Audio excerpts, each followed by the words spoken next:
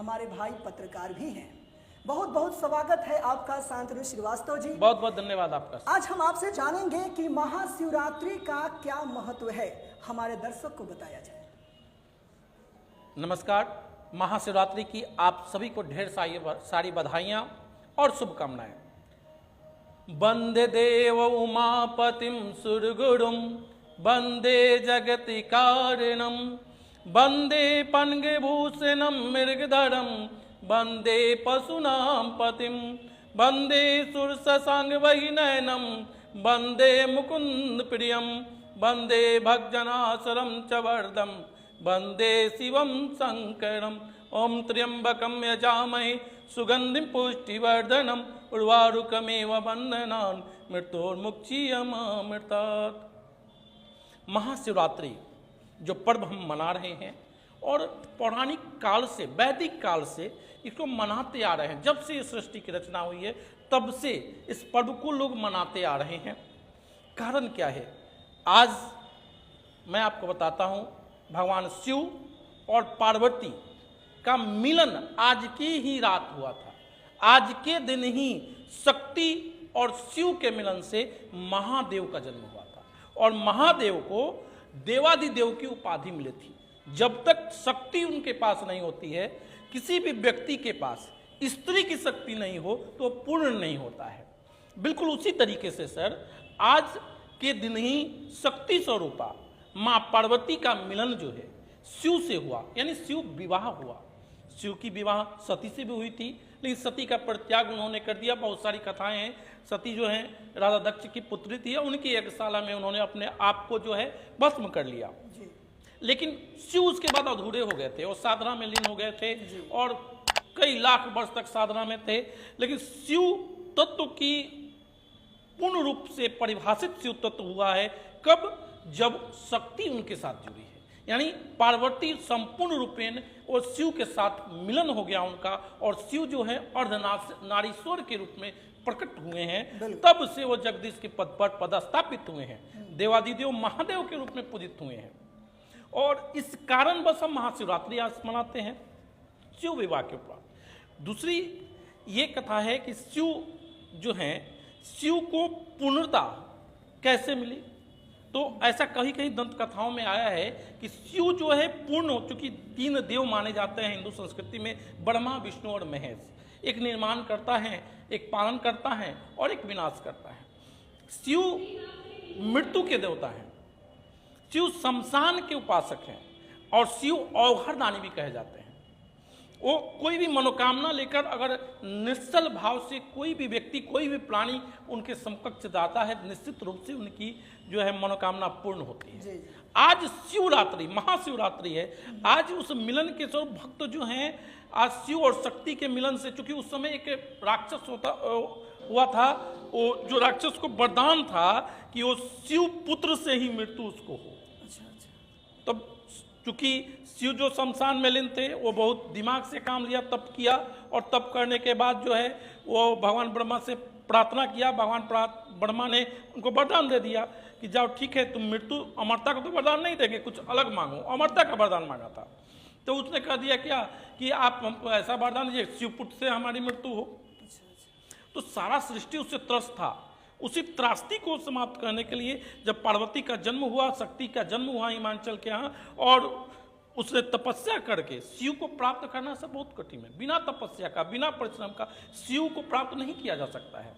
जैसे आपको एक खास बात बताएं कि शिव जो हैं वो कृषि के भी देवता कहीं कहीं कहे जाते हैं, और कृषि और कर्म के देवता हैं, और कर्म के बिना किसी भी लक्ष्य को प्राप्त करना असंभव है। यह सिद्ध करता है पार्वती का वो तपस्या। पार्वती ने, जब माँ पार्वती ने शिव को प्राप्त करना चाहा तो कठिन तपस्या किया और तब शिव को प्राप्त किया। तो आज का वो दिन बहुत महत्व है, जो हमको कर्म को भी सिखाता है।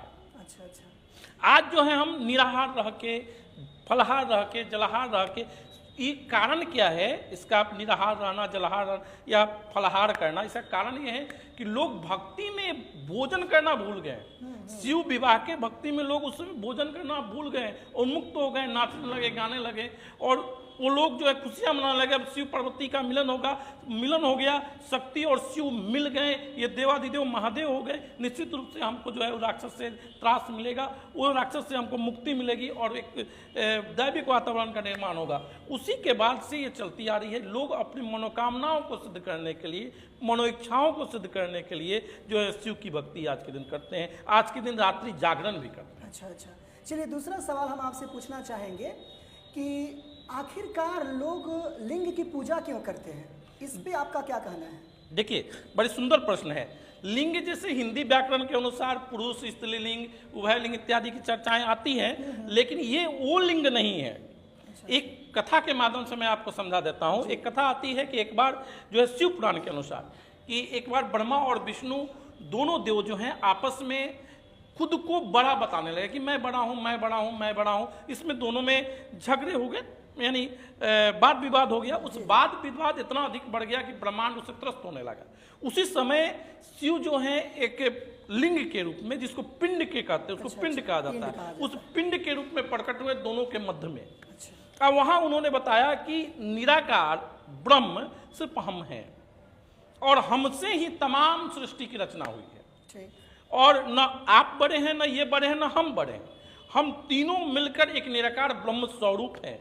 तो एक विद्वान ने कहा कि जो शिवलिंग जो है वो सिर्फ देवादिदेव महादेव की प्रतिमा नहीं है, वो समस्त देवताओं का समावेश है, खासकर त्रिदेवों का समावेश है। वो ब्रह्मा विष्णु महेश का सम्मिलित रूप है, वो अखिल ब्रह्मांड का स्वरूप है, वो निराकार ब्रह्म का स्वरूप है।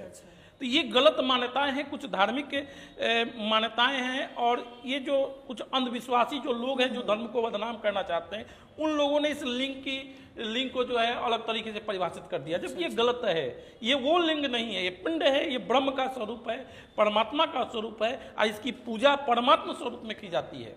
और प्रत्येक धर्मों में शिव ही एक ऐसे देवता हैं जो समस्त धर्मों में पूजे जाते हैं और अवघड़दानी है, उनका कोई स्वरूप नहीं है, निराकार है। और अगर स्वरूप की चर्चा होती है तो स्वरूप में उनका बाघ चर्म पहने हुए, एक जटा बिखरे हुए ऊपर चंद्रमा, एक पूरे चिता भस्म लपटे हुए, एक भयानक रूप स्वरूप, मुंडमाला पहने हुए उनका रूप है। लेकिन जितना भयानक स्वरूप है उतना ही खूबसूरत और उतना ही निश्चल स्वभाव है। भक्त के प्रति तो वो कहते हैं कि मैं तो भक्तन के दास, भक्त मेरे मुकुटमणि, ये उनका वाक्य है। यानी आप निश्चल भाव से एकमात्र जल जो बिल्कुल पैसे से नहीं मिलता है, ये आवश्यक नहीं है कि गंगा का जल हो। आपके भाव अगर हैं तो एक औजरी जल जो है आप लेके शिव को अर्पित करते हैं, वो भी शिव जो है अपने आप में समाहित करके आपके सारे मनवांछित फलों को पूर्ण करते हैं। जैसा कि कहावत है कि कठौती में गंगा, हाँ, ऐसा कुछ ऐसा कहावत है कि मन चंगा तो कठौती में गंगा। निश्चल भाव होना चाहिए। और वही भगवान शिव को देवों के देव महादेव भी कहा जाता है, कालों के काल महाकाल भी कहा जाता है, कई नामों से उनको पुकारा जाता है, नीलकंठ भी उन्हें कहा जाता है। एक चीज़ और आप हमें बताइए, मैं भोजपुरी एक लोकगीत है, उस लोकगीत में जो हमारे घर की माँ बहन होती हैं वो बहुत अच्छा गीत गाती हैं, और मैं थोड़ा सा गीत गुनगुना कर सुनाना चाहूँगा। गीत का बोल ऐसे है, भांग धतुरा कहाँ पाइब हो शिव मानत नहीं, भांग धतुरा कहाँ पाइब हो शिव मानत नहीं, काली के शिव के मनाई हो शिव मानत नहीं। तो इस भोजपुरी लोकगीत का जो ये मतलब हमने जो गाया, इसमें भांग धतूरा का चर्चा जो है काफ़ी होता है। तो क्या आप इसके ऊपर आपका क्या कहना है कि शिव भगवान को भांग धतूरा ही क्यों बेहद ज़्यादा प्रिय है? एक और बात मैं आपको बता देता हूँ राजू सर, कि ये जो चर्चा आई है धार्मिक ग्रंथों में नहीं आई है। अच्छा। ये जो भांग धतूर जो है कुछ नशेरी गजेरी लोगों जो है, ये मैं कटाक्ष करता हूँ, लोगों को चैलेंज भी करता हूँ। अच्छा। कि ये लोग कहते हैं कि जैसे गांजा पीते हुए हमने लोगों को देखा है, भोले बाबा का नाम लेते हैं, गांजा पीते हैं और शरीर को खराब करते हैं। हाँ, कहते हैं बाबा का प्रसाद है, जबकि ये बाबा का प्रसाद नहीं है। बाबा के प्रसाद में बाबा को चढ़ाने के लिए समाज के तमाम निष्कृत फूलों को उन्होंने अपने पास रहा, जो अपेक्षित है उपेक्षित है उसको अपने रखा, अपने पास रखा कि हमको आप समर्पित कीजिए, वो हमारे लिए प्रिय है। समाज का जितना उपेक्षित है वो सब हमको प्रिय है, क्योंकि उन्होंने समाज के भलाई के लिए विष पान किया था। जी जी, विष पान किए थे, उसको कंठ में रखे, जिसका नीलकंठ नाम पड़ गया हाँ, उनका। नीलकंठ। तो भगवान शिव को बेलपत्र चढ़ाया जाता है, जी बेल का पत्र चढ़ाइए, धतूर का पुष्प चढ़ाइए, जो किसी देवता को नहीं चढ़ता है। जी, भांग लोग कहते हैं चढ़ाते हैं, लेकिन भांग पत्र जो है लोग ऐसे चढ़ा सकते हैं, लोग चढ़ाते हैं, पौराणिक समय से लोग चढ़ा रहा जी, है, जी। लेकिन नशे के रूप में उसका उपयोग करने का आदेश न भगवान देते हैं न। ये बड़ा मतलब दुख होता है, खासकर क्योंकि आप एक लोकगीत गायक भी रहे हैं, कि अभी हाल फिलहाल में हमने एक गाना भी सुना कि जो गाना आया था अपने यहाँ बहुत प्रचलित था कि पार्वती जी जो है रूस जाती हैं, हे शिव के पापा मान गई कि हमसे भांग ना पिसाई है गणेश शिव के पापा। ये गणेश के जी, पापा। जी, जी, जी। तो एक सती शिरोमणि है पार्वती, जी ठीक है, समस्त सतत्व का अगर एक साथ समावेश है तो पार्वती में है। माँ पार्वती इस भारतीय नारी का एक समुचित परिभाषा है। तो ऐसा भारतीय संस्कृति में नहीं है कि पति से रूठ के वो भाग जाएंगे, ऐसा कहीं नहीं है।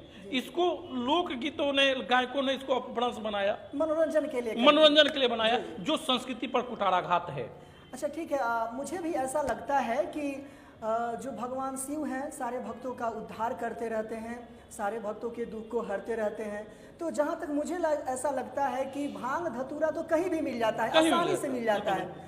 तो भगवान का कहने का मतलब ये है कि वो भांग धतूरा हमें आप आकर चढ़ाएं, जो आपको आसानी से मिल जाए, जिसको खरीदने के लिए पैसे की आवश्यकता ना हो। लेकिन लोग जो है इस चीज़ को मतलब कुछ अलग नजरिए से देखते हैं। बिल्कुल। नहीं, और गांजा का भी अस्तित्व ये लोग लेकर के आता है नशे के रूप में, नशे के रूप में, जहाँ तक ये सही नहीं। एक बात और मैं आपके माध्यम से बता देना चाहता हूँ राजू सर, कि जैसे पूजा का शाब्दिक अर्थ, क्योंकि आज महाशिवरात्रि है, तो पूजा का शाब्दिक अर्थ जहाँ तक हमने सोचा है, विद्वानों की सोच अलग अलग होगी, लेकिन पूजा जैसे पूजा करते हैं हम, पूजा के लिए सबसे पहले क्या करते हैं कि शुद्ध जल लेते हैं। तो पूजा से हमको सीखना है। हमारे पौराणिक मनीषी एक वैज्ञानिक थे, उन्होंने सिखाया है कि जो जल का क्या गुण है, किसी भी पात्र में रख दीजिए, उस पात्र के आकार का हो जाएगा। बिल्कुल। तो हमको जिस परिवेश में रहना है उस परिवेश में जाए तो उससे ढल जाए, ये जल सिखाता है। जो फूल बत्ती हम जलाते हैं जो सुगंध के लिए, वो खुद जलकर पूरे वातावरण को जो है परिशुद्ध करता है। तो ये सिखाता है कि खुद जलें, खुद कष्ट में हो, लेकिन आपके आचरण में से वैसे सुगंध फैले कि समाज जो है सुगंधित हो जाए। वो पुष्प जो हम चढ़ाते हैं भगवान के चरणों में, यानी भगवान की बनाई हुई सारी चीजें हैं और उसी के चरणों में अर्पित करते हैं, तो कुछ सिखाता है हमको। जैसे पुष्प चढ़ा दिया, पुष्प को तोड़ लीजिए, तोड़ के उसको फेंक दीजिए, उस मिट्टी पे फेंक दीजिए। कुछ दिनों के बाद जब सर गल जाएगा, उस मिट्टी को उठाएगा, उसमें उसकी खुशबू रहेगी। बिल्कुल बिल्कुल। तो पुष्प सिखाता है किसी भी परिस्थिति में आप रहें, लेकिन अपने गुण को नहीं छोड़े। मिठाई हम चढ़ाते हैं भगवान को, तब मिठाई, मीठा वाणी हमको होना चाहिए। बिल्कुल होना चाहिए। नहीं, जैसे एक मंत्र की चर्चा मैं आपको कर दूं, जो मंत्र हमको बहुत कुछ बता दे। जैसे पवित्रीकरण का मंत्र है, ओम अपवित्र पवित्रो वा सर्वावस्थाम गतो पिवा ये अस्मृत पुंडरीकाक्ष सभाव्यांतर सूचि ओम पुनातु पुंडरीकाक्ष पुनातु पुंडरीकाक्ष पुनातु। मतलब अपवित्र हो या पवित्र हो, सभी अवस्थाओं में परमात्मा का स्मरण कर सकते हैं। कहने का मतलब है आपका अंतःकरण पवित्र होना चाहिए, हृदय में कसाय कलमश लेकर आप जाएंगे भगवान के चरणों में तो आपको कुछ नहीं मिलेगा। हृदय निश्चल रखिए, परमात्मा परमेश्वर महादेव देवादिदेव महादेव आपकी समस्त मनोकामनाओं को पूर्ण करेंगे, यह विश्वास। अच्छा, आपसे एक और बात हमें जाननी थी। एक महामृत्युंजय मंत्र होता है जिसको उच्चारण हम लोग करते हैं, ओम त्र्यंबकम यजामहे सुगंधिम पुष्टि वर्धनम उर्वारुकमिव बंधनान् मृत्युर्मुक्षीयमामृतात्। इसका संक्षिप्त में कुछ वर्णन करके बताइए। देखिए, महामृत्युंजय मंत्र जो है देवादिदेव महादेव का वह मंत्र है जिसकी द्वारा मृत संजीवनी कहा गया है इसको। यानी कोई व्यक्ति मृत्यु की सया पर भी हो, अगर वह स्वस्थ होने वाला होता है, इस मंत्र का अगर आप जब दिल से हृदय से अगर इस मंत्र का जप करें और प्रार्थना करें देवादिदेव महादेव को से, तो आपकी मृत्यु नहीं होगी। अकाल मृत्यु से बचा जा सकता है। मृत्यु तो होना है, सर्वविदित है। अगर 5 साल की आयु में मेरी मृत्यु लिखी है तो मेरी मृत्यु होगी, अगर मैं 60 साल की आयु में मृत्यु लिखी है तो मृत्यु होगी। लेकिन अकाल मृत्यु, अकारण मृत्यु, जो भटकते हैं लोग मर के, जिनकी आत्माएं कही जाती है भटकती है, वो नहीं हो पाएगा। अच्छा, और कष्ट से निवारण होगा। अगर आप अस्वस्थ हैं अत्याधिक तो आपके कष्ट से निवारण होगा। भगवान शिव का सबसे प्रिय मंत्रों में ये आता है। अगर सही से उच्चारण कर दें और उच्चारण करने के बाद उनसे प्रार्थना करें तो निश्चित रूप से स्वास्थ्य लाभ भी होगा और प्रत्येक मनोकामनाओं की पूर्ति करने का भी मंत्र है। और सबसे सटीक आपको बता दें, अगर भगवान शिव की प्रार्थना करनी है आपको तो एकमात्र ओम नमः शिवाय का आप जप करें। ओम नमः शिवाय, ओम नमः शिवाय, ओम नमः शिवाय कहते रहे, निश्चित रूप से वो संपूर्ण मंत्रों का सार है। ओम कहने से, सिर्फ ओम का उच्चारण करने से समस्त देवताओं का समावेश उसमें हो जाता है। ओम नमः शिवाय का आप जाप करेंगे, 108 बार जप करेंगे, प्रार्थना करेंगे, भगवान निश्चित रूप से आप पर प्रसन्न होंगे। चलिए बहुत बहुत धन्यवाद आपका कि आज महाशिवरात्रि के पावन अवसर पर आपने बहुत अच्छी बात कही।